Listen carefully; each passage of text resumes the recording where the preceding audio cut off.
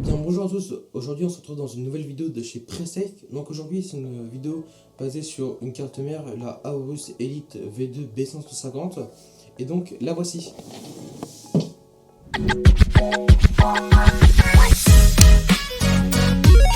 Et donc nous revoilà, donc ici la Aorus B550 Elite V2. Donc cette carte mère là, c'est une carte mère d'entrée de gamme, pas une carte mère qui a vraiment des options qui sont haut de gamme, ni milieu de gamme, c'est une carte mère qui est destinée pour l'entrée de gamme. Et dans cette carte mère là, donc il y a une version d'entrée de gamme, une version milieu de gamme. La version milieu de gamme, il y a le AX V2, et il y a par exemple le Wi-Fi, le Bluetooth, etc. Donc dans la boîte, on y retrouve ça. Ça c'est quoi? Ça c'est un petit module qui permet de vous faciliter la vie pendant le montage du front panel. Donc vous venez fixer ça comme ça sur la carte mère, vous pouvez directement brancher tout le câble et vous êtes complètement guidé dans l'action. Donc on y retrouve aussi deux câbles SATA, c'est intéressant. Dans la boîte on retrouve un manuel pour monter votre PC et un petit manuel de votre carte mère, vraiment très petit. Il n'y a quasiment pas de features, c'est un point un peu négatif, on y reviendra à la fin. Un petit autocollant pour mettre sur votre boîtier si votre boîtier vous êtes en mode Jackie Tuning. Donc, du coup, comme je vous le disais, ici on a deux slots M.2. Donc ici, normalement, il y a deux dissipateurs comme celui-ci sur la carte mère, mais malheureusement, c'est qu'il y a mon monteur, vu que c'est sa carte mère, pour son PC. D'ailleurs, son PC va être monté dans une prochaine vidéo. Donc n'hésitez pas à vous abonner pour ne pas manquer cette prochaine vidéo. Ces cartes mères achetées d'occasion, notamment sur le Amazon d'occasion, qui s'appelle Amazon Warehouse. Et donc, vous n'êtes pas censé savoir que mon monteur a déjà acheté sa précédente carte mère, toujours sur Amazon, mais toujours en occasion. Et cette carte mère, elle est morte au bout de 3 mois. Et là, je lui ai déconseillé de racheter une carte mère en occasion, surtout chez Amazon, et me revoici avec une carte mère d'occasion chez Amazon. Donc, si dans 3 mois ou dans 4, vous voyez encore une vidéo sur une autre carte mère en M4, et là, vous saurez pourquoi. Parce que c'est à nouveau mort. Et donc ici on a un slot PCIe X16 renforcé. Donc renforcé c'est que il y aura beaucoup moins de perturbations, etc. C'est beaucoup mieux. Et puis ici on a deux slots X16 PCIe normal. Et ici on a un PCIe X4 qui est très intéressant. Et on a un USB Type C sur les cartes mères. C'est une feature qui est pas trop mal. Et comme je vous le disais, cette petite pièce là vient se mettre juste ici sur le front panel. Et puis là, donc directement vous aurez tous emplacements qui seront prémis. Donc ensuite, que peut-on dire de plus? Donc ici, vous allez voir après au résultat du montage du PC, c'est que ici il y aura une petite bande lumineuse donc qui sera contrôlable avec la carte mère. Et ça c'est quoi? Ça c'est ce qui vient refroidir les VRM, les stages d'alimentation. Pareil pour ici. Et l'IO Shield, qui est d'ailleurs très intéressant. L'IO Shield est directement fixé sur la carte mère. Donc cette carte mère a deux ports RGB 5 volts et 3 ports ARGB 12 volts. Et donc cette carte mère là, c'est une carte mère en stockette M4. Et donc pour la RAM, sur les 4 slots, vous pouvez mettre jusqu'à 128 Go de RAM. Donc je pense qu'avec ça, vous êtes assez large. Donc en fréquence max 4733 MHz. Donc toujours en DDR4, et ces cartes mères là disposent évidemment du dual channel. Donc qu'est-ce que c'est le dual channel? Sur slot 2 et 4 des slots pour la RAM, et votre RAM va fonctionner par paire et va envoyer les informations de votre processeur beaucoup plus rapidement. Donc cette carte mère là dispose aussi d'un port Ethernet 2,5 Go. Donc c'est vraiment très intéressant.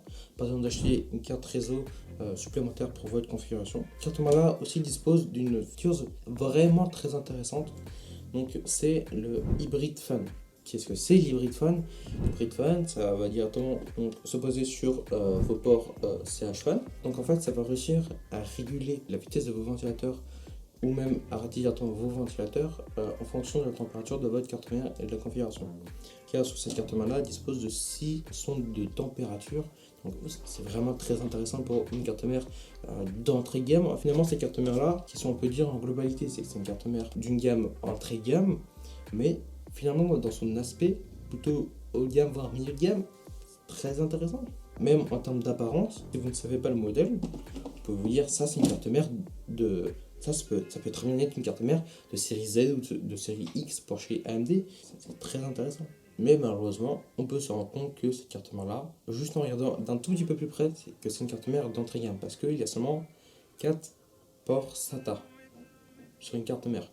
Oui, certes, il y a deux ports M.2, mais pour ceux qui ne disposent pas de M.2 comme mon monteur, c'est dommage. Et puis, au niveau des USB de l'IO Shield, on y retrouve 5 USB 3.2 et 2 USB 2.0. Et aussi, on a toutes les connectiques pour l'audio. Si votre setup dispose par exemple d'un home cinéma avec 4 haut-parleurs et 2 caissons de basse, et bah cette carte mère là peut les prendre en théorie. Et on a aussi un port audio optique, c'est intéressant, toujours bon à prendre pour une barre de son ou autre. Donc ces cartes mère disposent d'un bouton pour flasher votre BIOS, mais ne disposent pas de ping du bouton pour faire un clear CMOS. Donc après, plus tard dans la vidéo, je vais vous montrer la synchronisation du RGB et aussi le logiciel embarqué dans la carte mère qui permet de gérer tout un tas de trucs. Vous allez voir ça juste après. Donc là, je vais passer au montage. Et bien du coup, nous voilà sur l'ordinateur et donc cette carte là a un logiciel qui est vraiment extrêmement intéressant. Donc tout d'abord, quand vous allez installer votre carte mère et quand vous allez installer votre OS et que vous allez démarrer votre PC, vous allez avoir en plein milieu de l'écran une page qui va vous demander d'installer Gigabyte App Center. Et du coup, toutes ces déclinaisons, les drivers, le BIOS, RGB Fusion, SAV, Smart Backup, EasyTune, etc. Donc maintenant, nous voilà ici. Vous allez aller dans ce petit logo là, vous allez l'ouvrir. Donc ici on se retrouve directement sur les applications de Gigabyte. Nous avons le BIOS avec sa version.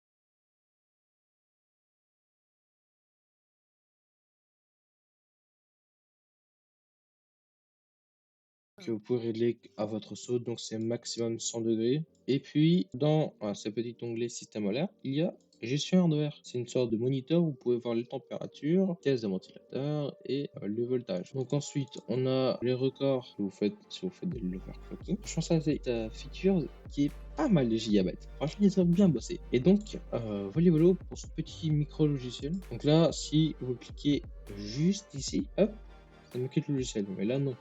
Ne me quitte pas réellement. Hop là, ça me fait directement un moniteur. Si c'est pas génial, je ne sais plus quoi dire. C'est vrai quand même un moniteur quand vous faites de l'overclocking ou même quand vous faites des tests ou des benches, etc. Donc ensuite, Smart Backup, on a quelques petites sauvegardes, quelques petits paramètres. Ensuite, donc là, comme vous voyez, il y a 3 onglets. Hop, directement au deuxième onglet. Là, qu'est-ce que ça fait? On a tout plein de raccourcis pour votre utilisation. C'est vraiment intéressant, je vous l'assure. Appareil imprimante, on n'a plus besoin de galérer à chercher les paramètres. On les a directement ici, c'est génial. Donc ici, le logiciel tiers, si jamais vous savez des logiciels qui sont compatibles avec Gigabyte App Center. Et donc on en a fini avec Gigabyte App Center. Donc chose très importante, ne négligez surtout pas ce logiciel car ça vous installe vos drivers de votre carte mère en fonction de votre processeur. Allez, trop pour l'outre de la vidéo. Cette carte mère là, la B550 Aorus Elite V2, c'est une bonne carte mère avec un esthétisme d'une carte mère haut de gamme, voire milieu de gamme. Au niveau des points négatifs, cette carte mère, c'est pas vraiment sur la carte mère où j'ai des choses à reprocher, mais c'est plus au niveau du constructeur. Aorus. Pourquoi aucun manuel n'est présent? Certes, il y a des manuels pour un 700 PC, et un tout petit manuel qui n'est finalement pas un vrai manuel, c'est plus une sorte de garantie d'achat. Pourquoi du coup le manuel? On veut savoir qu'est-ce qu'on embarque dans la carte mère et le BIOS dans la carte mère. C'est à peu près la seule chose que j'ai reproché à cette carte mère. C'est aussi un tout petit point négatif, c'est pas réellement ça, mais ça manque un port SATA, un peu dérangeant. Donc au niveau des points positifs, forcément c'est la Yoshide qui est soudée, c'est extrêmement intéressant. Plus besoin de se trimballer avec une petite plaque qui est extrêmement dur à mettre, pas se mentir. Et donc l'USB-C c'est aussi très intéressant. Au niveau des étages d'alimentation, 12 plus 2 étages d'alimentation, quand même très correct, je vais pas vous le mentir, cette carte mère en Z c'est 190, ils ne le font même pas, c'est 12 plus 1 et non 2. Voilà. Et puis aussi les 5 USB 3.2 sur la carte mère, c'est quand même très intéressant. Et puis tout aussi le logiciel de chez Aorus, Gigabyte Center. Donc sur cette conclusion, je vous laisse. Et donc n'hésitez pas à mettre un pouce bleu, à nous rejoindre sur nos réseaux sociaux, Instagram, TikTok, et puis à vous abonner à la chaîne YouTube. Ça vous fera vraiment plaisir. Et puis tout aussi, n'hésitez pas à mettre dans les commentaires quelle prochaine vidéo vous voulez qu'on traite sur un sujet. Là, je vais y avoir une prochaine vidéo. Salut!